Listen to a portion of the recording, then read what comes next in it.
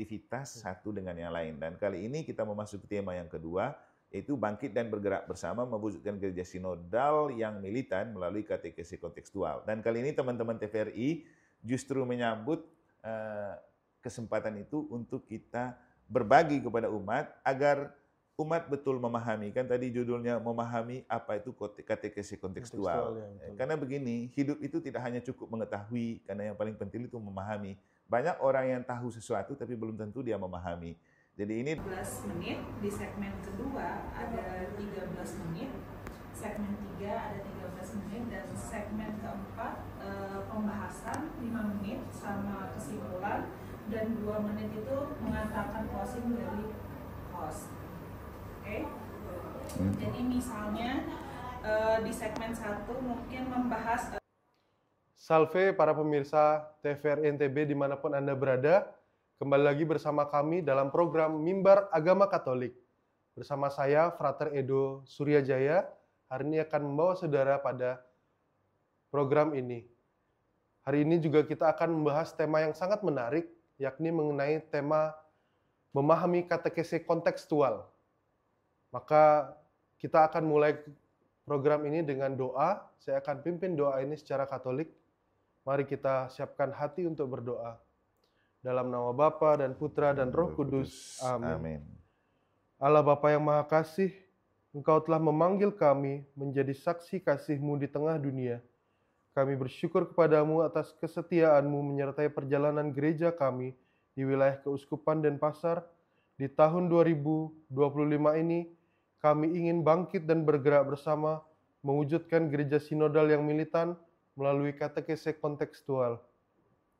Terangilah hati dan budi kami, agar kami mampu memahami kehendak-Mu dan menjawab panggilan-Mu sebagai saksi iman yang nyata. Semoga melalui katekesi kontekstual, kami semakin mampu menghidupi nilai-nilai Injil dalam konteks budaya, tradisi, dan tantangan zaman ini. Berkatilah para pemimpin gereja kami, khususnya Bapak Uskup, para imam, biarawan-biarawati, serta seluruh umat Keuskupan Denpasar. Semoga rahmat jubilium yang kami rayakan membangkitkan kembali dalam diri kami peziarah harapan, kerinduan akan harta surgawi. Semoga rahmat yang sama itu menyebarkan sukacita dan kedamaian penebus kami ke seluruh bumi. Jadikanlah kami hamba-Mu yang setia dan militan, melayani gereja dan masyarakat dengan penuh rasa syukur dan sukacita. Bersama Bunda Maria, bintang evangelisasi, doa dan harapan ini kami sampaikan ke hadirat-Mu dengan pengantaran Kristus Tuhan dan Juru Selamat kami. Amin. Tuhan bersamamu Dan bersama roh-Mu. Kita dan rangkaian acara Mimbar Katolik di TVRI NTB ini, rekan-rekan kerja yang membantu kita, tempat ini sekitarnya dilimpahi oleh berkat Allah yang Maha Kuasa, Bapa dan Putra dan Roh Kudus. Amin. Baik para pemirsa sekalian, kita akan mulai masuk ke dalam tema yang akan kita bahas, yakni memahami katekesi kontekstual. Sudah hadir bersama saya di studio Romo Martinus Emmanuel Ano. Romo, sehat Romo? Sehat, Frater. Puji Tuhan ya. Selamat berjumpa kembali. Ya, Romo Eman merupakan Romo Pastor Paroki Santa Maria Immaculata Mataram. Beliau saat ini bertugas di Paroki Mataram, dan kebetulan saya juga adalah seorang frater top yang sedang menjalani tahun pastoral bersama Romo Eman di Paroki Mataram. Nah, Romo Eman sendiri juga merupakan Dekan-Dekanat NTB. Betul ya, Romo? Betul, Frater. Nah, kira-kira boleh dijelaskan nggak, Romo, Dekan itu apa sih, Romo? Dan apa tugasnya kira-kira, Romo? Oke, terima kasih, Frater. Frater Edo. Pada tempat pertama, saya mengapresiasi dengan munculnya Frater Edo di acara Mimbar Katolik kali ini, sekaligus membuktikan kepemimpinan yang regeneratif, juga kaderisasi, dan juga mewujudkan tema tahun pastoral kita tahun lalu tentang kepemimpinan partisipatif dan transformatif. Dan Frater telah menunjukkan itu sebagai pemimpin muda yang baru tampil. Yang kedua, apresiasi dan terima kasih juga kepada TVRI, khususnya NTB, yang selalu menjalankan fungsi sebagai media pemersatu bangsa. Dan kali ini juga saya mengucapkan selamat berjumpa untuk para pemirsa dan pencinta TVRI NTB dimanapun Anda berada, terutama para pencinta dan penggemar Mimbar Agama Katolik. Ini adalah perjumpaan pertama kita di tahun 2025 setelah kita merayakan Natal dan Tahun Baru. Tahun baru, betul. Oke, Frater, kembali ke Dekan itu apa dan kerjanya apa Ya, sih? betul, Romo. Dekan itu sebuah istilah yurisdiksi dalam gereja Katolik sebenarnya. Jadi itu istilah khusus yang ada di dalam gereja Katolik yang kalau orang dengar sih memang beda tipis dengan dekan ya. Dekan ya, betul. Dekan itu kan kumpulan para dosen yang ada di Dosen yang kampus. di kampus, Tapi betul, dekan ya. itu lebih sebagai sebuah kepercayaan yang dipercayakan oleh uskup gereja lokal setempat untuk mengakomodir atau mengkoordinasi beberapa paroki yang ada di wilayah suatu keuskupan. Macam saya ini kan dekanat NTB yang ya, betul. ada dan mengkoordinasi karya pastoral Keuskupan Denpasar yang ada di Pulau Lombok dan Pulau Sumbawa. Karena Keuskupan Denpasar ini kan mencakup dua provinsi, Provinsi Bali dan Provinsi NTB. Dan untuk mengkoordinasi seluruh program pastoral yang ada di di Provinsi NTB, yaitu dipercayakan saya sebagai dekan yang juga belum berjalan sampai 1 tahun ya. Kemudian apa sih tugas dekan itu? Nah, ini juga menjadi sebuah pertanyaan dalam diri umat atau juga orang-orang yang mendengar istilah itu. Sebenarnya kalau melihat secara aktual, si tugas dekan itu mencakup 3 hal. Pertama, membantu wali gereja untuk mewujudkan masyarakat beriman. Yang kedua, membantu wali gereja untuk menghayati nilai-nilai kemanusiaan universal. Yang ketiga itu membantu wali gereja untuk menggunakan sarana media sosial itu secara bertanggung jawab. Jadi itulah tugas dekan yang saya tahu dari yang saya pelajari ketika saya diberikan kepercayaan sebagai dekan. Kurang lebih seperti itu. Wah, luar biasa ya. Ternyata tugasnya juga besar dan banyak ya, Romo? Ya, memang seperti itulah, tanggung jawabnya besar. Ya, betul, tanggung jawabnya besar. Dan Romo bisa dikatakan sebagai perpanjangan tangan uskup di wilayah tertentu ya, Romo. Luar biasa, Romo. Baik, terima kasih, Romo. Mungkin itu menjadi gambaran dan pengetahuan baru bagi banyak orang dan juga bagi kita semua yang mendengarkan ini. Tahu bahwa oh ternyata dekan itu punya tugas seperti itu ya, kayak gitu. Oke Romo, baik, terima kasih untuk perkenalannya, itu luar biasa sekali. Maka saya juga mengundang Romo untuk ini kita akan bahas tema mengenai tema tahun pastoral Keuskupan Denpasar. Keuskupan Denpasar sendiri tahun ini punya tema pastoral. Ini kalau saya tidak salah, ini temanya seperti ini. Bangkit dan bergerak bersama mewujudkan gereja sinodal yang militan melalui katekese kontekstual. Betul begitu, Romo? Benar, Frater. Ya. Ini adalah tema yang kedua hasil Sinode 5 Keuskupan Denpasar yang diproduksi pada tahun 2024 ya. Yang kemudian dieksekusi dengan tahun 2024 sebagai tahun pastoral pertama, 2025 tahun pastoral kedua, 2026 tahun pastoral ketiga, 2027 tahun pastoral keempat, 2028 tahun pastoral kelima. Dan tema dari setiap tahun pastoral itu punya konektivitas satu dengan yang lain. Dan kali ini kita memasuki tema yang kedua, yaitu bangkit dan bergerak bersama mewujudkan gereja sinodal yang militan melalui katekesi kontekstual. Dan kali ini teman-teman TVRI justru menyambut kesempatan itu untuk kita berbagi kepada umat agar umat betul memahami, kan tadi judulnya memahami apa itu katekesi kontekstual. Karena begini, hidup itu tidak hanya cukup mengetahui, karena yang paling penting itu memahami. Banyak orang yang tahu sesuatu tapi belum tentu dia memahami. Jadi ini dengan memahami ini sebenarnya mengetahui lebih dalam apa yang kita mau jalankan terkait dengan tema katekesi kontekstual ini. Kurang lebih seperti itu. Dan sebagai dekan, juga adalah tugas dan tanggung jawab saya untuk memerhatikan, mengkoordinir, dan melihat seperti apa tema ini betul berjalan di lingkup dekanat NTB. Oke, baik Romo. Nah, tadi Romo sempat sampaikan bahwa tema ini merupakan hasil dari sinode. Nah, kira-kira sinode itu apa ya Romo? Apa itu gerakan, atau paguyuban, atau forum, atau semacam apa Romo? Boleh dijelaskan Romo ya? Oh, benar sekali Frater. Sinode itu berasal dari kata sinodal. Sin itu berjalan bersama. Jadi sinode itu gerakan berjalan bersama dalam sebuah persekutuan. Maka sinode gereja itu sebuah gerakan berjalan bersama dengan seluruh anggota gereja dan biasanya sinode itu diprakarsai oleh uskup. Oh, oleh uskup ya. Uskup. Kayak kita di Keuskupan Denpasar, sejak Monsinyur Benyamin Bria menjadi uskup di tahun berapa itu dia melaksanakan sebuah sinode pertama tahun 2021. Kemudian berjalan dan sejauh ini kita sudah melakukan sinode ke-5 di zaman Monsinyur Dr. Sylvester San.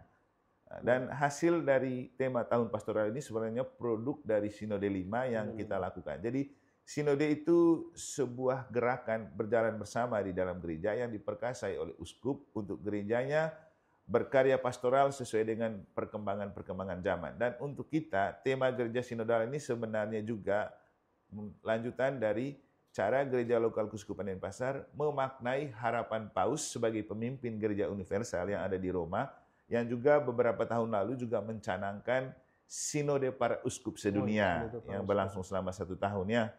Jadi kurang lebih tahun 2022-2023 gitu. Dan kemudian itu diterjemahkan oleh masing-masing keuskupan dan kita Keuskupan Denpasar menerjemahkan itu dengan Sinode 5 yang mengambil tema bangkit dan bergerak bersama mewujudkan gereja sinodal kan. Kemudian dari Sinode 5 menghasilkan 5 tahun pastoral dan 5 tema tahun pastoral yang salah satunya kita bahas pada hari ini. Wah, luar biasa ya. Ternyata begitu ya latar belakang dari sinode itu. Nah, kalau boleh tahu Romo, bentuk konkret pelaksanaan sinode itu seperti apa sih Romo? Kalau di tiap-tiap keuskupan itu, atau mungkin secara khusus di Keuskupan Denpasar, pelaksanaannya seperti apa sih Romo? Oke, kalau kita konteks Keuskupan Denpasar, sinode itu berjalan dalam sebuah proses ya.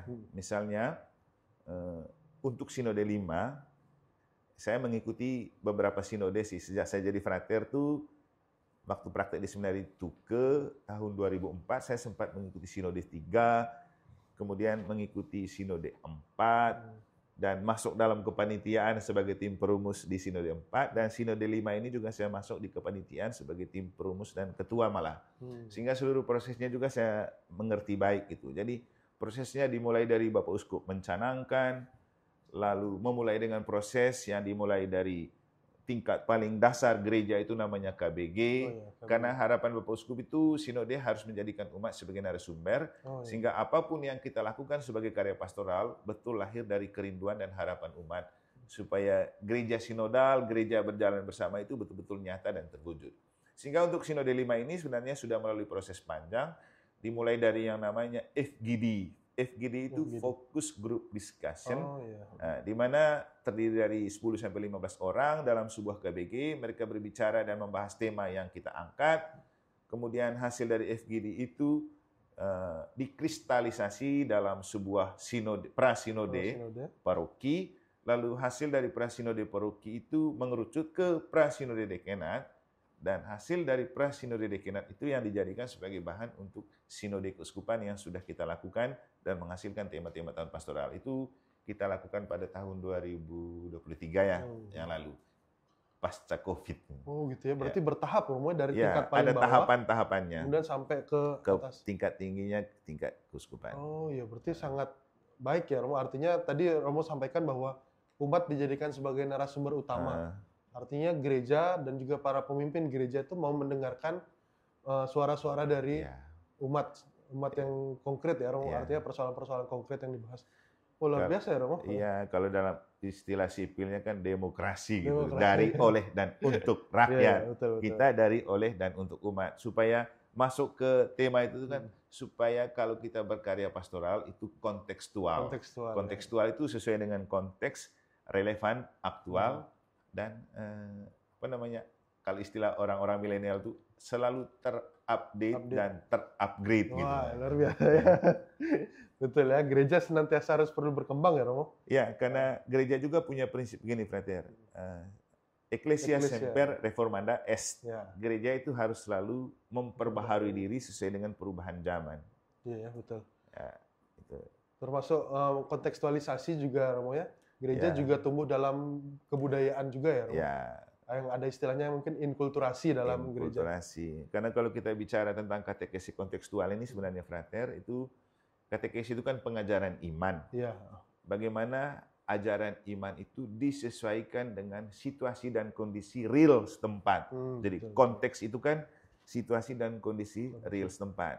Kayak kita di Keuskupan Denpasar, kita punya konteks pastoral yang mencakup 2 provinsi, beberapa pulau yang punya latar belakang berbeda. Misalnya di Bali, kita berhadapan dengan kenyataan mayoritas teman-teman Beragama Hindu. Hindu, Di ya. NTB kita berhadapan dengan kenyataan mayoritas teman-teman Beragama Muslim. ya. Nah, kemudian juga kita berhadapan dengan istilahnya banyak agama karena itulah identitas Indonesia. Kemudian juga kita berhadapan dengan budaya yang banyak. Nah, selain budaya, kita juga berhadapan dengan perubahan dunia yang berjalan begini cepat. Iya, ya. Yang namanya era gitu. Era, ya. Kayak sekarang kan katanya dulu mulai dengan era ini itu kita tahun lalu masuk di era strawberry, generasi strawberry, ada alpha, dan sekarang sudah generasi apa lagi namanya kan Frater pasti tahu. Ya, baik Romo. Baik, sudah semakin menarik ya pembicaraan kita. Maka ditahan dulu Romo, kita akan jeda commercial break dulu. Pemirsa, tetaplah bersama kami dalam Mimbar Agama Katolik. Oke, masuk segmen kedua 13 menit. Gimana Mbak? Nah, minum dulu. Lancar. Minum dulu. Minum Mas. dulu. Nih saya jeda Pak. Pemirsa, terima kasih masih setia bersama kami dalam program Mimbar Agama Katolik TVRI NTB. Ya Romo, kita lanjutkan ya Romo. Oke, Frater. Tadi kita sudah membahas mengenai kontekstualisasi. Dan juga kita ingin mengetahui lebih dalam mengenai tema ini. Tema bangkit dan bergerak bersama mewujudkan gereja sinodal yang militan melalui katekese kontekstual. Kira-kira Romo, mengapa tema ini diangkat pada tahun ini? Dan juga ada urgensi apa? Kenapa tema kontekstual dan juga gereja sinodal yang militan dan juga katekese kontekstual ini perlu bagi gereja Keuskupan Denpasar? Dan juga mungkin nanti Romo bisa sampaikan bagaimana bentuk aktualisasinya dalam, baik itu dalam program mungkin atau bukan dalam bentuk kegiatan-kegiatan, itu seperti apa Romo? Oke. Terima kasih Frater dan pemirsa sekalian. Tadi saya sudah menjelaskan apa itu katekesi kontekstual. Nah, sekarang kita coba mencari tahu untuk memahami katekesi kontekstual ini dan kenapa ini dimunculkan sebagai sebuah tema tahunan pastoral yang kedua hasil Sinode 5 dan apa pentingnya itu sehingga dimunculkan. Nah, itulah yang saya mau sampaikan. Pertama, yang pasti bahwa tema ini tidak muncul dengan sendirinya atau tidak tiba-tiba turun dari langit. Ini melalui sebuah proses yang tadi saya sampaikan, proses sinode gitu. Mulai dari pengumpulan data lewat FGD di tingkat KBG. KBG itu komunitas basis gereja nih, tingkat paling dasar, sel paling dasar dari hidup menggereja yang kemudian mengerucut ke lingkungan, paroki, paroki ke dekenat, dekenat ke keuskupan. Pertama bahwa ini tema yang lahir dari proses bersama yang dilalui bersama umat lalu dibahas dalam prasinode dan sinode. Nah, tema ini juga masih harus berjalan sesuai dengan harapan Gereja Universal di mana Paus mencanangkan sinode para uskup yang mengambil tema Gereja Sinodal, Persekutuan, Partisipasi, Misi. Dan untuk kita di Keuskupan Denpasar, kita coba memaknai tema ini dalam konteks real keberadaan kita yang ada di Keuskupan Denpasar yang mencakup Bali dan NTB. Nah, setelah kita melihat kenyataan, sebenarnya istilah bangkit dan bergerak ini muncul dari kesadaran ketika waktu itu terlaksana G20 tuh, ya. yang di Bali ya, Bali sebagai tuan rumah, di mana mengambil tema Rise Together, pokoknya intinya bangkit bersama, bergerak bersama untuk mewujudkan dunia baru yang sudah terkapar karena pandemi COVID kan. Pandemi COVID. Nah, jadi mungkin Frater ingat ya temanya waktu itu. Tapi intinya ada kerinduan untuk bangkit dan bergerak bersama untuk mewujudkan dunia baru pasca pandemi COVID. Dan gereja itu kan gereja yang ada di dunia, bukan gereja yang jauh dari dunia. Maka gereja juga harus merespon apa yang terjadi di dunia yang nyata untuk dimengerti, dilihat, dipahami. Karena dunia ini kan tempat gereja diutus. Jadi istilahnya gereja itu melakukan visi dari Tuhan, khususnya Tuhan Yesus yang menjadi pemimpin gereja untuk menyelamatkan dunia, dan karena itu gereja harus mengerti dan memahami situasi dan kondisi dunia yang relevan dan aktual. Jadi bangkit dan bergerak ini sebenarnya sebuah tema yang mendunia gitu. Tema yang menjadi kerinduan dunia untuk dilakukan sebagai sebuah pergerakan bersama oleh semua orang gitu. Dan gereja harus mengambil bagian dalam pergerakan itu. Dan tema ini kemudian oleh gereja diangkat karena punya spiritualitas dasar teologis dan biblis. Kita ingat dalam gereja kan ada istilah di mana Yesus setelah mati dia bangkit kan. Ya. Juga ketika dia membangkitkan satu orang muda di Nain, juga dia berbicara tentang kebangkitan. Jadi kebangkitan itu sangat spiritual, biblis, dan teologis, dan itulah kemudian kenapa kita melihat itu sangat sinkron dan sinergis untuk dimaknai dalam konteks gereja sinodal. Sehingga bingkai utama dari tema-tema yang ada sebenarnya itu bangkit dan bergerak bersama mewujudkan gereja sinodal, persekutuan, partisipasi, misi. Nah, cuman setelah kita mendata dan melihat istilahnya peluang dan tantangan yang kita alami, peluang yang dapat kita lakukan, maka dalam sinode ditemukanlah sebuah tema besar dari karya pastoral kita untuk 5 tahun ke depan yang mulai dari 2024 sampai 2028. Dan dalam tema-tema tahunan itu kita melihat istilahnya prioritas gitu, mana yang lebih didahulukan, mana yang lebih penting, dan kemudian bagaimana ada konektivitas antara tema-tema setiap tahun. Misalnya gini, untuk tahun 2024 sebagai tema tahun pastoral pertama, kita mengambil tema bangkit dan bergerak bersama mewujudkan gereja sinodal melalui kepemimpinan partisipatif dan transformatif. Di sini kita mengerti dan memahami bahwa untuk sebuah karya dan proyek bersama atau visi dan misi bersama mulai dari para pemimpin. Oh ya, betul. Kalau pemimpin bergerak dan berjalan, otomatis yang dipimpin juga akan ikut bergerak dan berjalan. Dan untuk kita pemimpin itu tidak hanya sekedar memimpin, karena pemimpin dalam konteks dan pemahaman gereja itu lebih pada seorang gembala gitu. Jadi berjalan bersama umat, atau kalau kita memakai istilah yang lebih profan ya seperti yang dipakai oleh Ki Hajar Dewantara kan dalam dunia pendidikan, ingar sosang tulodo ingma dia mangun karsa tuturi handayani. Jadi pemimpin itu harus berjalan di depan, berjalan di belakang, dan berjalan bersama. Dan kita itu yang dilakukan oleh Yesus sebagai sang gembala untuk berjalan bersama pada domba. Berada di depan, berada di belakang, berada di samping, dan sebagai rekan seperjalanan. Jadi itulah prinsip gereja sinodal. Pemimpin harus berjalan bersama umat atau masyarakat supaya perjalanan bersama itu bisa terwujud. Lalu tahun kedua, setelah para pemimpin diharapkan bisa partisipatif dan transformatif, dia lalu membias ke karya yang menjadi karya perutusan atau visi kita. Gereja itu sebenarnya mempunyai ada istilah yang dalam sinode itu kita membentuk arah dasar visi dan misi gereja lokal kita, diarahkan kemana, kita mau dapat apa, itu kan visi, impian kan. Kita terjemahkan visi itu dalam karya yang disebut misi, dan kemudian misi itulah yang kita terjemahkan dalam karya pastoral kita yang kemudian secara nyata kita buat namanya Renstra. Itu Renstra itu rencana strategis untuk melakukan visi dan misi yang sudah kita canangkan. Renstra itu secara lebih nyata lagi kita lakukan dan buat dalam program kerja. Maka setelah kita mendapatkan tema-tema tahun pastoral untuk 5 tahun, kita coba menerjemahkan itu dalam program kerja tahunan. Maka untuk kita di Kuskupan Denpasar juga sudah ada program kerja yang harus kita lakukan sebagai sebuah pekerjaan dan proyek bersama untuk visi dan misi gereja lokal Kuskupan Denpasar hasil Sinode 5. Nah, saya kembali ke tadi itu, konektivitas antara tema. Jadi tahun ini kita bicara tentang bagaimana para pemimpin itu bisa menerjemahkan ajaran iman itu dalam konteks yang aktual dan relevan. Dan dulu kita sudah bicara tentang iman yang tangguh. Sekarang kita mau buktikan ketangguhan iman itu dalam militansi iman dan hidup gereja. Nah, ada sebuah hal yang perlu kita perhatikan baik-baik dengan istilah militan ini ya.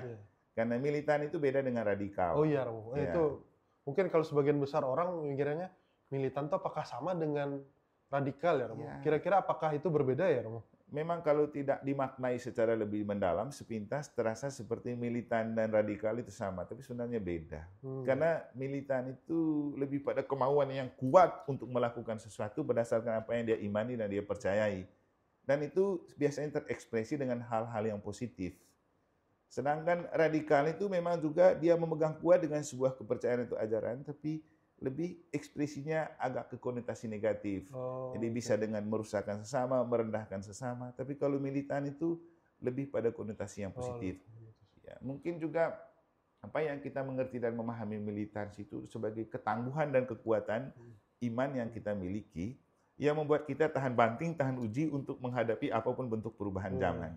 Jadi kalau radikal itu lebih pada ekspansif dia, bergerak keluar dan bisa saja dia memakai cara yang destruktif gitu. Nah, jadi kalau militan itu selalu konstruktif. Kalau radikal itu ada bahaya destruktif.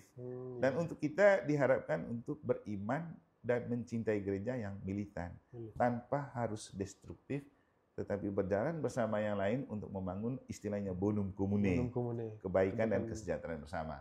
Jadi kemudian setelah kita memformat iman kita yang mendalam sesuai dengan konteks yang ada, karena gereja Katolik itu kan harus menghargai budaya setempat, keadaan setempat. Makanya tadi Frater sebut istilah inkulturasi. Kita harus menghargai budaya setempat, kebiasaan setempat, apa yang ada di setiap tempat.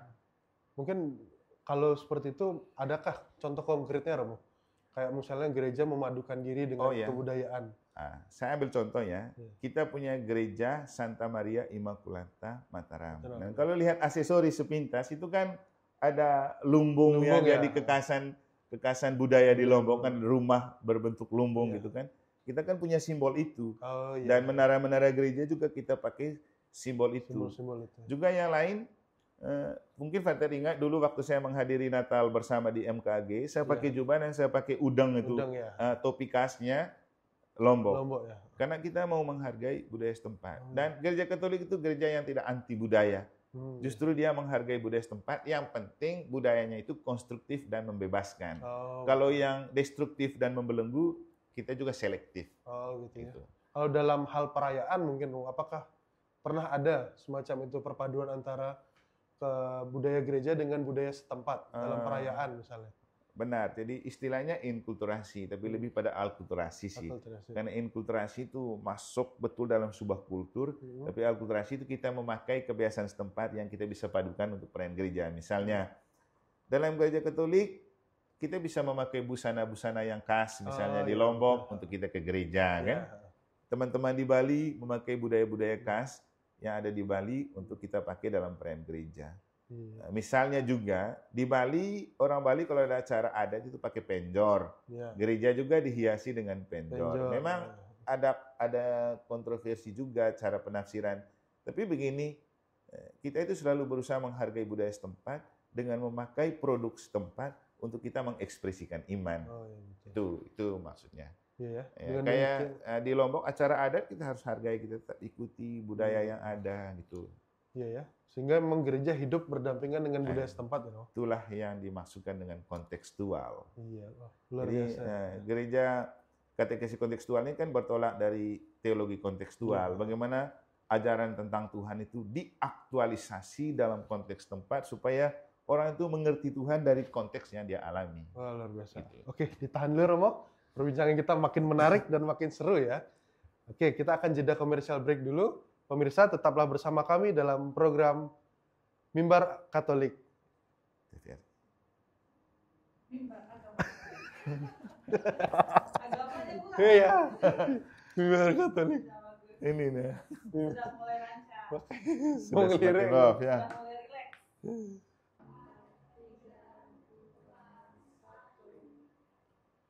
Pemirsa TVRI dimanapun Anda berada, terima kasih masih setia bersama kami.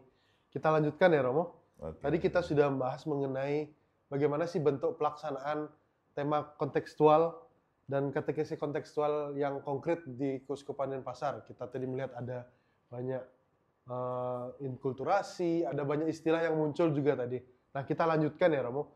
Kalau tadi kita bicara mengenai aktualisasi dari tema katekesi kontekstual, sekarang mungkin lebih spesifik lagi, Romo. Kira-kira dari program-program itu tadi, program-program semacam apa yang sekiranya cocok dengan tema katekesi kontekstual semacam ini, Romo? Oke, terima kasih Frater dan para pemirsa.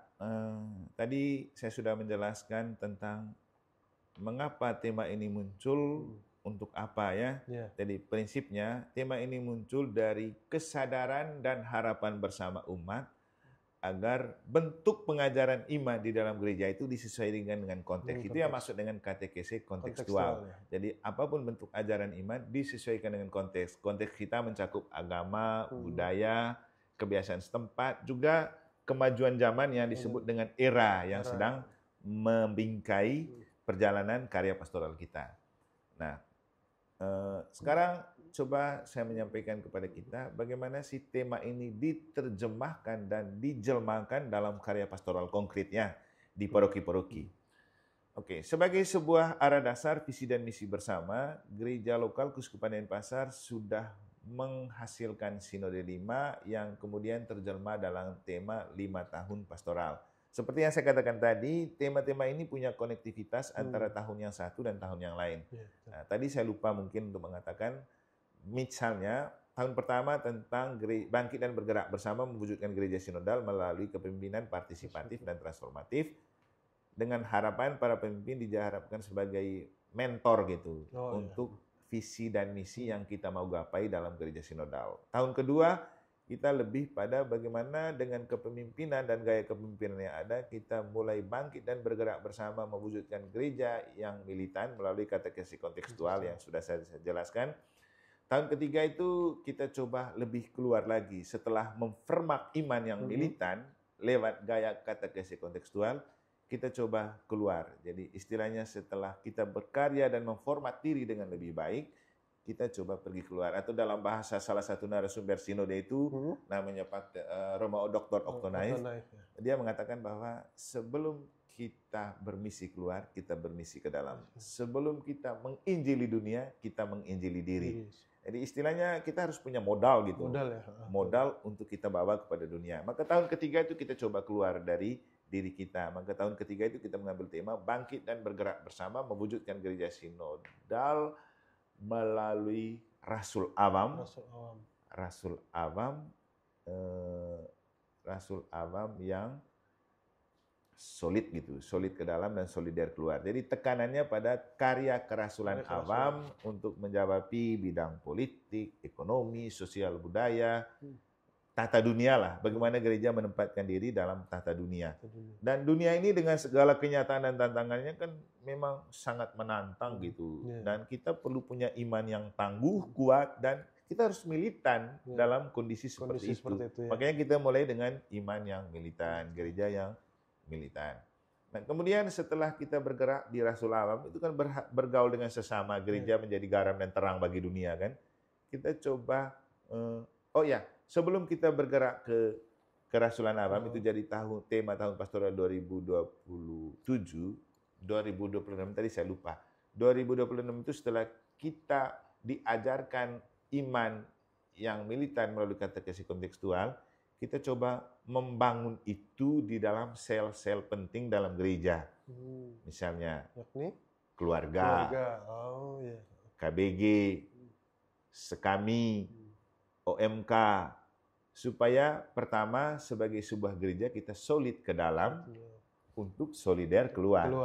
Karena nanti pada tahun berikutnya di tema tahun pastoral yang keempat kita akan membawa gereja keluar lewat karya kerasulan awam tadi itu. Tadi saya tukarin. Jadi Fermak dulu keluarga, Sekami, OMK, KBG untuk solid ke dalam, lalu kita sama-sama solider keluar sebagai sebuah karya misi kan. Nah, keluar pertama kita dalam hubungan dengan tata dunia dalam karya kerasulan awam. Setelah itu di tahun terakhir nanti kita coba menyatu dengan dunia dalam ekologi gitu. Sehingga di tahun kelima atau tahun terakhir produk Sinode 5 itu kita akan mengambil tema bangkit dan bergerak bersama mewujudkan gereja sinodal melalui penghargaan terhadap lingkungan hidup dan PSE, pengembangan sosial ekonomi. Nah, jadi di sini gereja itu bagaimana diajak untuk menjawabi kerinduan bersama tentang menghargai alam dan melihat alam sebagai bagian keutuhan ciptaan Tuhan yang perlu kita hargai seperti kita menghargai diri kita. Karena kita dan gereja tidak bisa hidup tanpa alam. Kita kan semua ada di alam dan kita semua diciptakan dari debu tanah kan. Gitu. Jadi itulah istilahnya konektivitas tema-tema tahun pastoral yang menjadi arah dasar visi dan misi Gereja Lokal Keuskupan Denpasar. Kita kembali ke tema yang tahun ini ya, Frater ya. Bangkit dan bergerak bersama mewujudkan gereja sinodal melalui gereja bangkit dan bergerak bersama mewujudkan gereja yang militan melalui katekesi kontekstual. Nah, bagaimana itu persis dipraktekkan sebagai karya pastoral. Nah, kita biasanya setiap tahun ada pleno puspas. Pleno puspas itu rapat yang menghadirkan semua pastor dan perangkat pastoral yang ada di Keuskupan Denpasar dalam sebuah pertemuan bersama di tingkat keuskupan. Itu setiap akhir tahun, Bro? Itu biasanya setiap akhir tahun. Kayak kemarin kita sudah buat di bulan Desember ya.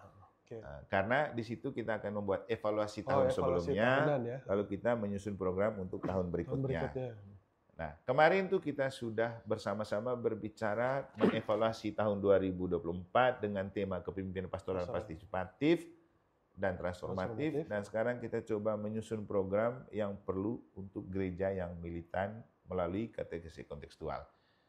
Nah, setelah kita buat rapat pleno di tingkat pusat pastoral, nanti pusat pastoral mengirimkan program yang sudah dibuat oleh namanya di Keuskupan itu ada komisi-komisi.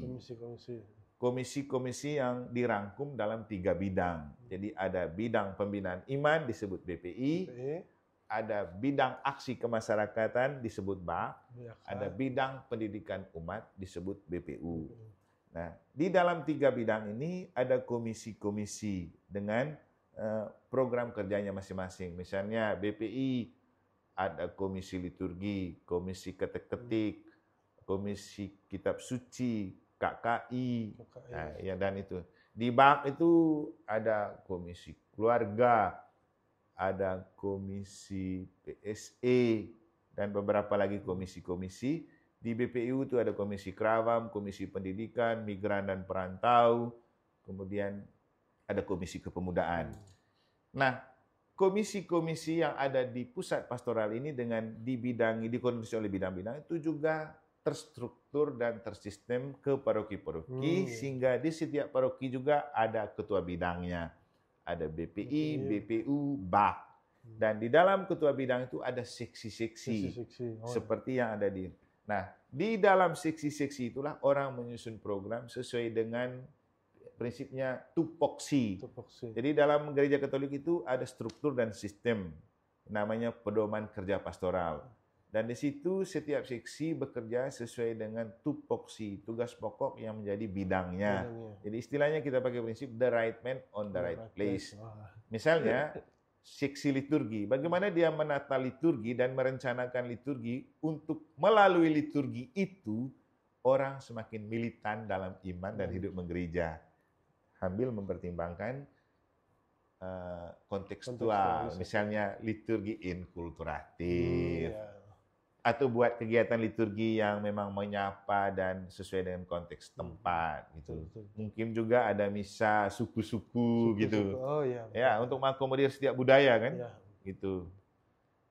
Nah, itu konkretnya. Jadi setiap seksi berpikir untuk bagaimana dia membuat program yang menjawabi tema tahun pastoral yang ada. Atau saya kasih contoh yang lain ya. Keluarga misalnya di BAK, bidang aksi kemasyarakatan, di dalamnya ada seksi keluarga. Bagaimana seksi keluarga merencanakan sebuah program yang bisa membantu keluarga-keluarga agar keluarga itu punya iman dan rasa cinta yang militan terhadap gereja. Ya, mungkin diformat dan diformat lagi tentang Ecclesia Domestika, gereja rumah tangga, di mana keluarga itu sebagai sel terkecil dan terpenting untuk membangun gereja.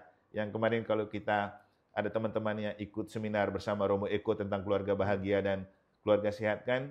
Dan ketika saya ajak beliau untuk podcast, kita bicara tentang keluarga, apa pesan terakhirnya kalau Frater masih ingat? Keluarga bahagia, gereja bahagia. Nah, menurut beliau kalau keluarga hancur maka gereja juga hancur. Lalu kemudian kalau mau gereja selamat maka keluarga harus selamat, gereja pasti selamat. Keluarga bahagia, gereja pasti bahagia kan. Nah, itu bisa dengar di podcastnya Komsos Paroki Santa Maria Immaculata Mataram. Bagaimana yang dimaksudkan dengan keluarga bahagia, gereja bahagia. Nah, itu penerjemahan dan penjelmaan dari tema pastoral yang ada. Jadi intinya, tema ini coba diterjemahkan oleh gereja-gereja di setiap paroki dengan bertumpu pada program yang sudah diproduksi oleh Pusat Pastoral Keuskupan Denpasar dengan komisi-komisi yang ada. Jadi pada prinsipnya, program yang direncanakan di paroki pun harus punya konektivitas dan sinergisitas dengan apa yang sudah diprogramkan oleh Pusat Pastoral melalui komisi-komisi yang ada. Nah, pertanyaannya, siapa yang melaksanakan program itu? Semua umat. Namanya gereja sinodal, gereja berjalan bersama. Jadi persekutuan, partisipasi dalam misi itu menjadi kunci. Jadi semua umat, inilah dasar dari gereja sinodal. Semua umat punya talenta, semua umat punya bakat. Mari pakai talenta dan bakat yang kita miliki untuk sama-sama membangun gereja dan menyelamatkan dunia. Karena kalau meminjam istilahnya Santo Paulus itu, kita semua adalah rekan kerja Allah, gitu.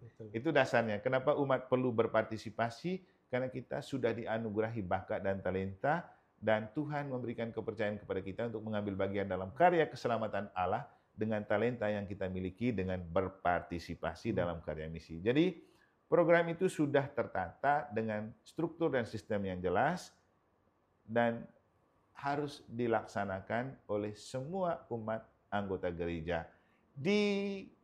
Istilahnya dimentorin oleh seksi-seksi yang ada dan dikoordinir oleh para ketua bidang yang ada dalam kerjasama dengan pastor paroki sebagai pemimpin gereja di setiap paroki. Jadi istilahnya dalam pelaksanaan itu ada istilah fungsi konsultatif. Apapun yang mau dilakukan dalam program harus dengan konsultasi dengan pastor paroki. Jadi kira-kira gitu. Ya, luar biasa ya. Rupanya memang semangat sinodalitasnya juga senantiasa dihidupi ya. Dan itu harus menjadi kunci dalam karya pastoral. Jadi tidak melulu pastor yang berkendali penuh. Jadi ini bukan zaman pastosentris lagi. Iya, betul. Jadi dulu itu zaman pastosentris, semua pastor. Sekarang itu gereja itu umat, dari, oleh, dan untuk umat. Sinodalitas berjalan bersama. Wah, luar biasa Romo. Oke Romo, kita jeda break dulu. Pemirsa, tetaplah setia bersama kami dalam program Mimbar Agama Katolik TVRI NTB.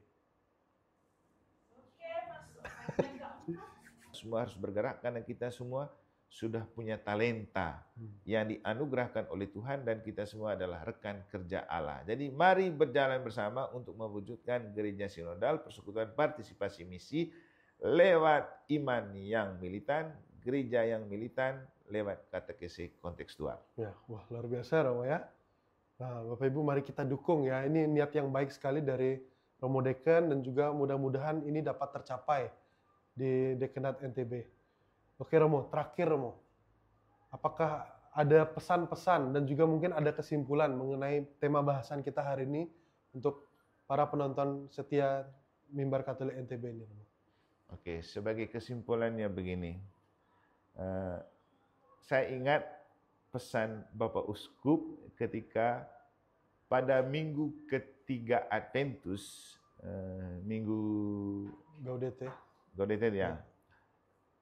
Beliau datang melantik kepengurusan baru Dewan Pastoral di Paroki Santa Maria Immaculata Mataram. Ada sebuah pernyataan yang menarik yang beliau sampaikan kepada para DPP, juga seluruh umat, terkait dengan bagaimana menempatkan diri di dalam gereja. Beliau mengambil kata-kata dari salah seorang presiden Amerika yang juga menjadi presiden pertama dari orang Katolik di Amerika, John F. Kennedy, di mana beliau berbicara begini, jangan Anda tanyakan apa yang telah negara buat untuk Anda, tapi tanyakan apa yang telah Anda buat untuk negara. Dalam konteks hidup gereja, beliau mengatakan bahwa jangan tanyakan apa yang gereja telah buat untuk Anda, tapi tanyakan apa yang telah Anda buat untuk gereja. Maka saya juga selaku deken mengatakan kepada umat di Dekenat NTB, sama saja. Jangan terlalu banyak bertanya apa yang gereja buat untuk saya, tapi apa yang saya perlu buat untuk gereja. Karena gereja itu juga tentang diri saya, pribadi saya, keluarga saya, hidup saya. Karena gereja itu adalah tubuh mistik Kristus dan kita semua adalah bagian dari tubuh mistik Kristus. Maka memberi diri untuk mengabdi kepada gereja, mensukseskan program ini, hal terpenting yang perlu kita buat kalau kita betul beriman kepada Yesus Kristus sebagai kepala gereja, tubuh mistik Kristus. Kira-kira gitu. Wah, luar biasa ya. Ada satu kalimat luar biasa. Apa yang perlu kita berikan kepada gereja? Mungkin itu baik menjadi bahan refleksi untuk kita semua ya, terutama dalam menyukseskan rencana-rencana pastoral dan juga pastoral-pastoral lainnya dalam menghidupi gereja masa kini, Romo ya.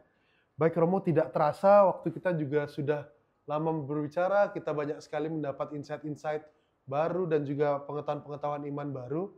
Mudah-mudahan hal-hal semacam ini boleh senantiasa menumbuhkan iman kita, iman umat, dan juga bisa menghidupi gereja dengan baik ya. Oke Romo, dan kami mengucapkan terima kasih kepada Romo sudah meluangkan waktunya, sudah meluangkan tenaganya, pikirannya, dan berbagai macam hal yang boleh kami terima hari ini. Kami sangat bersyukur sekali Romo ya. Dan juga para pemirsa yang terkasih, kami mengucapkan terima kasih atas kesetiaan pemirsa sudah mau setia mendengarkan, mengikuti acara ini dengan baik. Saya, Frater Edo Suryajaya, beserta kru yang bertugas, mohon pamit undur diri. Sampai jumpa di episode selanjutnya. Maka kita akan tutup program kita ini dengan doa yang akan dipimpin langsung oleh Romo Eman Ano. Dan juga nanti mohon berkat ya Romo. Oke.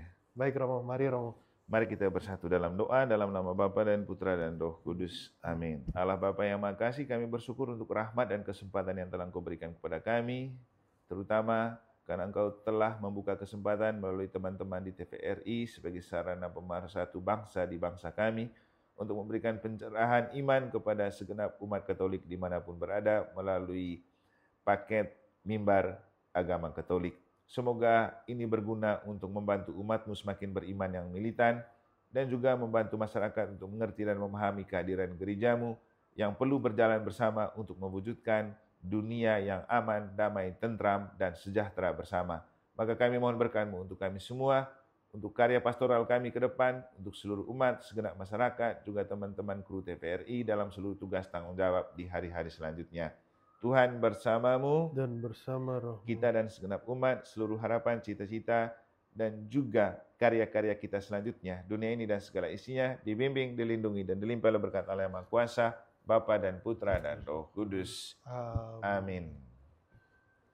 Terima kasih Oke, Romo. terima kasih, Frater Edo. Luar biasa. Salah satu frater tahun orientasi pastoral yang juga menjadi host di TVRI untuk bicara tentang karya pastoral gereja tahun 2025. Dengan tema apa tadi? Bangkit dan bergerak bersama. Mewujudkan gereja sinodal yang militan melalui katekese katekese kontekstual. kontekstual. Dan semoga frater bisa menjadi seorang katekis yang handal Amin. untuk membantu umat semakin militan dalam iman dan hidup gereja. Amin, amin.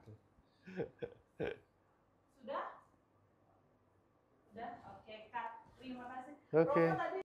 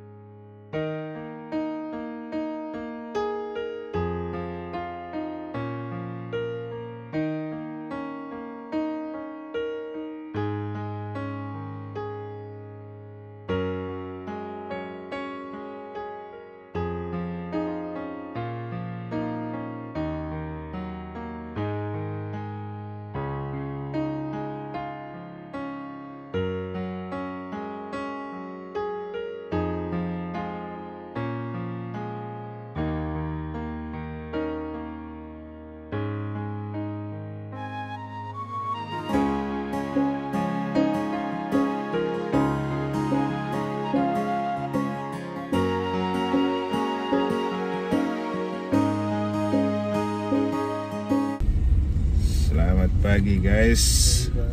Sekarang saya bersama Frater Edo, Frater Top di Paroki Mataram, Dekanat NTB. Menginformasikan kepada Frater Bara, sesama tetangga di Praia, bahwa hari ini Frater Edo akan meluncur ke TVRI untuk upgrade dan update status dari sekedar menjadi Frater Top menjadi frater yang berbicara tentang bukan hanya tahun orientasi pastoral tapi juga karya pastoral gereja lokal Kuskupan Denpasar sebagai host di TVRI. Sukses frater. Mohon doanya. Tuhan memberkati.